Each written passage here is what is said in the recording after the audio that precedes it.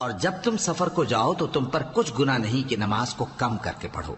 بشرطے کہ تم کو خوف ہو کہ کافر لوگ تم کو ستائیں گے، بے شک کافر تمہارے کھلے دشمن ہیں۔ اور اے پیغمبر،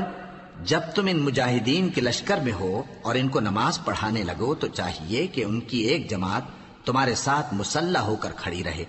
جب وہ سجدہ کر چکیں تو تم سے پیچھے چلے جائیں، اور دوسری جماعت جس نے نماز نہیں پڑھی ان کی جگہ آئے اور ہوشیار اور مسلح ہو کر تمہارے ساتھ نماز ادا کرے۔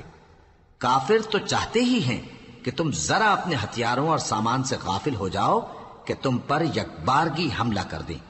اور اگر تم بارش کے سبب تکلیف میں ہو یا بیمار ہو تو تم پر کچھ گناہ نہیں کہ ہتھیار اتار رکھو، مگر اپنا بچاؤ ضرور کر رکھو، اللہ نے کافروں کے لیے ذلت کا عذاب تیار کر رکھا ہے۔ پھر جب تم یہ نماز تمام کر چکو تو کھڑے اور بیٹھے اور لیٹے ہر حالت میں اللہ کو یاد کرو،